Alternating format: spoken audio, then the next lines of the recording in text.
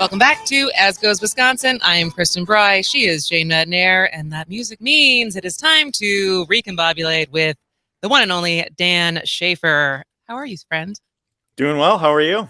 Always good to Doing be here. well. Doing well. Just I've said 7 weeks away. yeah, we're 7 weeks away, and so I said to Jane this morning, I was like, I think I've entered the uncomfortable stage of pregnancy, as far as just being tired all of the time. I'm sure it's been super comfortable up until this point too. So, It actually, you know what? And we're going to talk about it later today with Megan Johnson. I think part of the reason we're doing this fundraiser to do diapers is because I felt really lucky in that, like, it has been a fairly smooth pregnancy. Well, that's but good. now it has been good. But now I'm like, oh, this is starting to get uncomfortable. But we're managing. Starting to get real. Starting to get real. So speaking of children and childcare. Hey, how's that for a segue? Nice. Yeah. That was smooth. Radio breaking professional news over here. Yeah. Breaking news this morning. Oplander, aka Governor Evers, has called his first special session of his second term to address the state's chronic workforce challenges. And so this happened literally, I think, as I was driving to work this morning. I know you've already tweeted about this a little bit. So you've probably read more of the press release than I did as far as what this entails. So what do you understand this special session to involve? Yeah. So kind of the main headline of it is that it is calling the special session to, quote, address state's chronic workforce challenges. So that includes more than $1 billion investment out of the state's remaining $4 billion surplus. And kind of the top item of that is that more than $365 million would go towards childcare programs. And then if you go down through the rest of the press release, the rest of the investment proposed here by the governor, it kind of calls back to a number of the proposals that he had in the budget that Republicans voted out. So we have creating a paid family leave and medical program, a number of items in higher education funding, including $66 million for the UW system, $197 million for the new engineering building at UW-Madison, $40 million for the technical college system, and then extending some workforce innovation grant programs, $60 million for healthcare workforce shortages, $16 million for teacher shortages. So it's a really, across the board workforce item here. In a lot of different issues, childcare, healthcare, and education kind of being the top pieces there. And then I think, the biggest chunk of that funding and the top item that was highlighted in Governor Evers' press conference on this was on childcare. So most of this would go towards the childcare counts funding that Republicans voted out of the state budget at 2:30 in the morning during the Joint Finance Committee budget cycle. And we should note that I don't know the number off the top of my head, but even since that happened, there has been multiple child care centers that have closed. And and so this is good. I mean, I think that it comes back. We all know that basically every single special session that he being Governor Evers called for in his first term, am I overstating saying that in every single one they just gavelled in and gavelled out? Did any of them, did they actually have a discussion? There was a couple where they gavelled in and then took no action. So this was kind of like during the pandemic when people weren't like physically present in the Capitol, where they would gavel in and then just do nothing. So basically none of the special sessions. I think one special session on unemployment insurance, and this was like after their 300-day break in 2020 that they actually did something. So I think one of the 13 special sessions resulted in signed legislation, but by and large it has been gavel in, gavel out. Is that what's going to happen when this special session happens on September 20th? I mean, would we really expect Robin Vos and the Wisconsin state legislature to do anything differently? I don't know. That's why we got to start calling now. Yeah. I'm calling now. Call now and call them every single day. Because, and this is a genuine question. Has there been any Republican plan beyond the argument that by cutting taxes to quote unquote job creators, that will create more jobs. Is there what, and I guess the cutting unemployment, cutting Medicaid, what other policy solutions has been presented by Republicans to address workforce issues? Lowering the age so that 14-year-olds can deliver drinks. And this is I'm not trying to be snarky. I'm actually asking like what, because a lot of this stuff obviously I think I agree with as far as these are different things that could address our workforce issues. And I'm trying to understand what they have presented as like, well, this is what we think would actually improve our workforce issues. Do you know? Yeah, I think that there's been some things here and there on just kind of deregulating the process of, different licensing Yeah. issues or things like that, which I think is kind of interesting. But by and large, they have not had any kind of comprehensive strategy. And I think the childcare issue is such a big one for workforce challenges because it, so significantly impacts women, and women are at a lower rate in the labor force participation rate in the state. And I think that would change significantly if had more options for people to have childcare. But I think this is a really interesting way to present it, where it's not just childcare, it is folding it into a larger effort to address workforce challenges at a time when we have, a record low unemployment rate and Mhm. employers are struggling to find people. But we all not only do we have a record low unemployment rate, at least when we covered this a month or so ago, we also have the first or second highest labor participation rate of working age people in Wisconsin. So it's like people are working. And I think we're still like there's a cognitive dissonance there that people think that people aren't working. It's like, no, we just need more people. And we also need to empower and enable people who want to be working to do so by providing better support systems. Like I actually this morning I saw this Wallet Hub always comes out with their best states and they're like they rank all the states for like different things on different measures. And literally this morning I saw one on best state to get to have a baby. Hmm. Where do you think Wisconsin was? I would guess not high.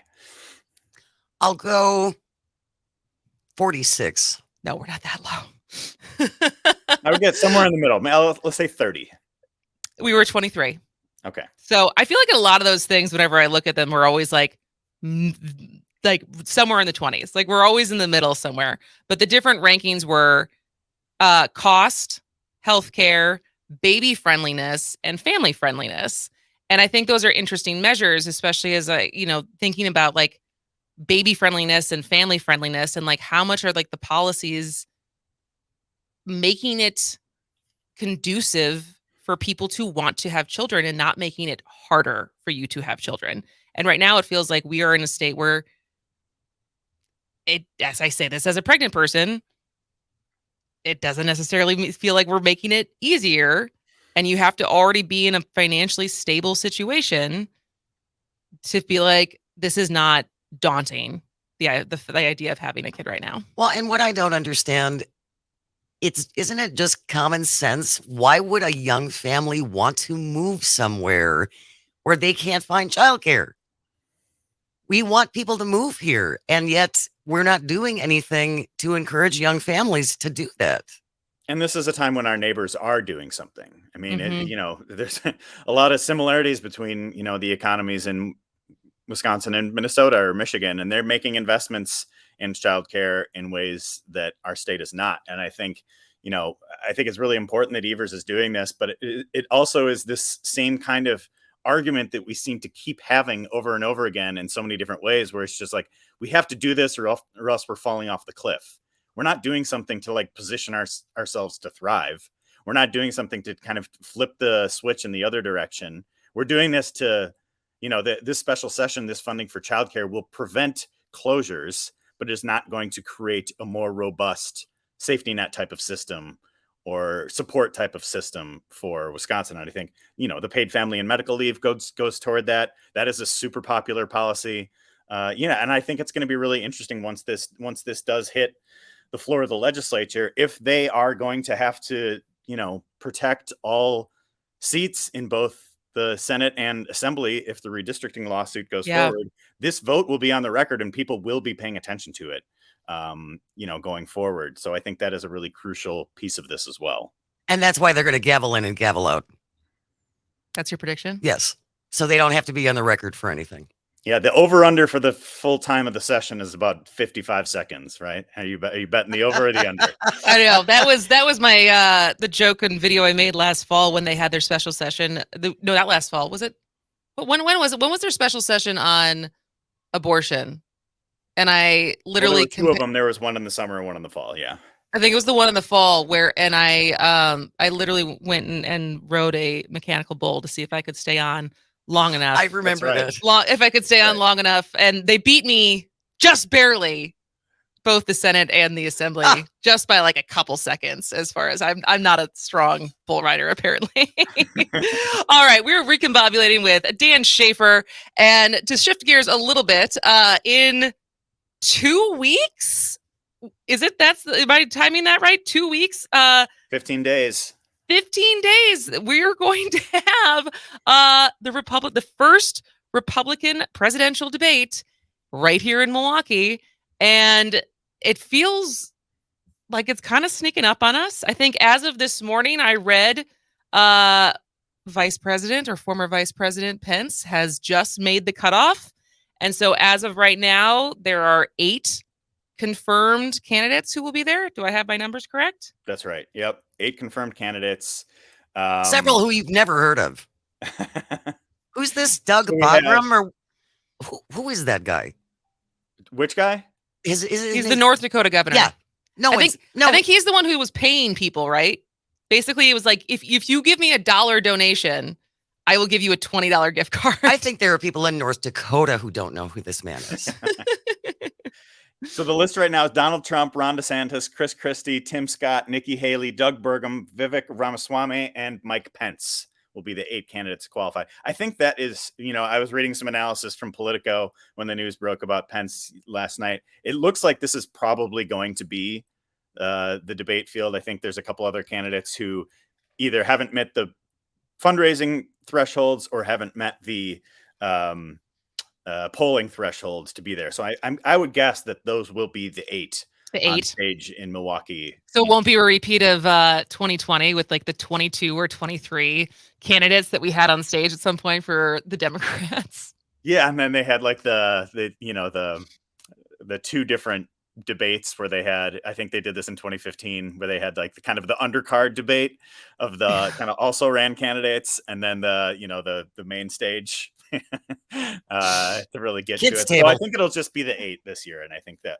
will make sense. But I just published a column about the primary and what I consider to be the biggest 2024 Republican presidential primary story that no one is talking about. So perhaps we can get into that after. We can definitely get into that after the break. Do you want to tease it a little bit? Well, I think we have to. This is the first primary that we are having post January 6th. Yep. And I think we have not yet adjusted to the reality of a post January 6th paradigm with Donald Trump being back on the ballot in this primary. That's a good tease. That is a good tease. So we will talk more about the primary, the presidential primary, and how weird is it going to get? Because this is unprecedented territory as far as the whole Trump factor. So stay with us. We are talking to Dan Shafer, founder and editor of the Recombobulation Area, which you should subscribe to if you're not already. It's such a deal. This is As Goes Wisconsin. We'll be right back. Welcome back to As Goes Wisconsin. I am Kristen Bry. She is Jane Madnair, and we are recombobulating with Dan Shafer. And so let's hear more about the story you published this morning on, so often we are talking about Wisconsin politics, Milwaukee politics, but this time around, Milwaukee and Wisconsin politics are presidential and national politics, because not only are we going to host the RNC next year, but we are hosting the first Republican primary debate 15 days from now. And Civic Media will be there, by the way. So I think we're going to, this show specifically, and some of the other Civic Media shows will be broadcasting live from across the street at the Fiserv the day of the debate. So more details to come on that. Dan, maybe we'll have to have you come on the show so we can talk more about it. But let's hear more about your article and the argument that you're making. Yeah, so I just published this column at the Recombobulation area. The headline of the column is the biggest 2024 Republican presidential primary story that no one is talking about. And so following this campaign, looking ahead to the debate, it's going to be an interesting moment for all of these candidates to get on stage, present their message to a national audience.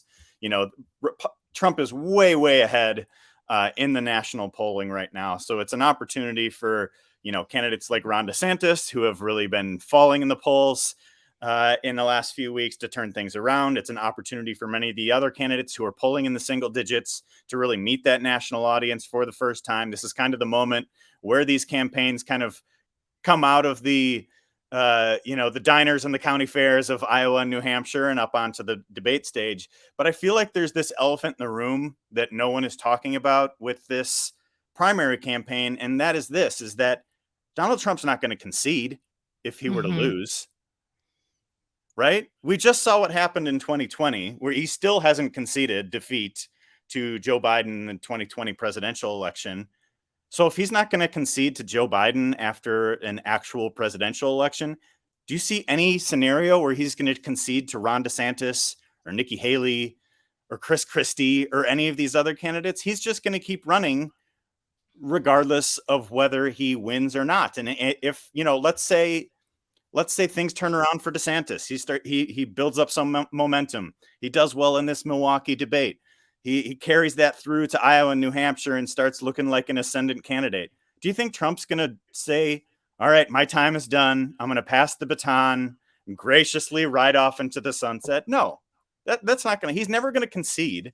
So I think it's a big deal that no one is talking about this, and no one has reflected this post-January 6th paradigm of the fact that we have a candidate who will not accept the election results. But do you think, because I agree with you, one, that he would never concede, but two, he's so far ahead that is that the reason? Is it that people are ignoring that this is a possibility, or is it that they're not talking about it because it seems very unlikely as of right now that there's never, ever, as far as I understand, been a candidate who was this far ahead in the polls that didn't end up winning the nomination? Yeah, he is way ahead right now. And just to give you a scope of how far ahead he is, so I'm looking at the Real Clear Politics polling average. Trump is at 53.7%. He is 38 points ahead of Ron DeSantis, who is the next closest at 15.7%. That's down from about 30 in March, by the way. So DeSantis has been on a pretty precipitous drop in the polls, and no other candidate is above 6%. So it might not end up mattering anyway. He might just run away with the primary. But but all eyes will still be on Milwaukee on August 23rd. All eyes will be on those other candidates and what they will bring to the debate stage and what they might be able to kind of start making a dent in that lead. I think that a debate like this is much more about the other candidates than it is about Trump. Mm-hmm. We don't know yet if Trump's keeping everybody guessing as to whether he's going to be there, but I don't think it really matters, because even if these candidates present a great argument, make a good campaign, and win some primaries, Trump's still not going to concede. And I think it's important about that. Well, and I think it's important to remember too, Dan, that if he wins the primary and he would go on to get reelected, he is never going to leave the White House.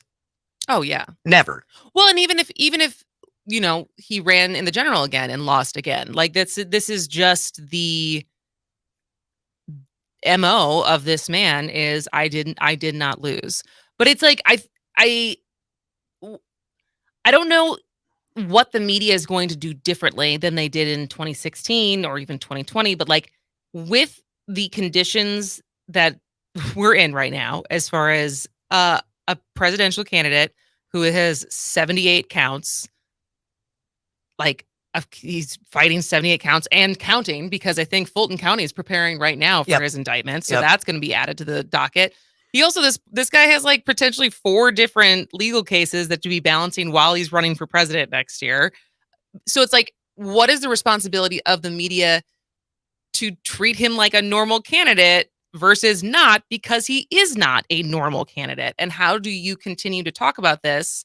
Especially because I saw this morning, data shows drop in scandal interest when it comes to Trump. So over time, the Google trends for Donald Trump and indictment with each one keeps dropping as far as how many people are interested in hearing more about it, despite the fact that I would say last week's was the most damning and the one that feels the most anti-democratic, and the one that I would say the most amount of people want accountability for.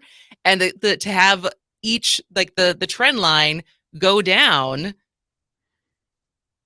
is not a great sign. Well, and I think too, 8 years ago when he first started running, you heard all of this like Beltway media bloviating about the norms and Trump's assault on the norms, and just like that was all hypothetical, and now it's pretty real. Right? He literally didn't accept the results of the election. He literally encouraged a violent riot at the Capitol trying to overturn the election results. These are things that happened.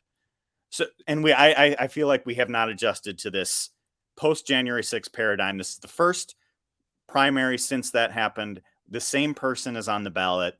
The same outcome is likely, because even if Ron DeSantis wins, even if somebody else wins the primary, he's not going to accept those results. And until we grapple with that, the debate, the primary, all of it is little more than an exercise in political theater.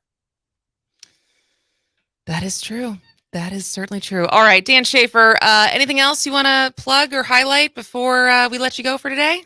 Man, there's a lot going on. I listened to the top of your show yesterday when you were talking about getting back from Vegas. Very discombobulating times that we have here. Man, yes, the Supreme Court. I'm surprised you didn't write about that this week.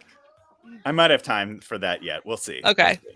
Lots. All right. Well, maybe we'll talk about it next week. So certainly it's never boring. So Dan Shafer, as always, Tuesdays at 10:30 on As Goes Wisconsin. We love to recombobulate with you.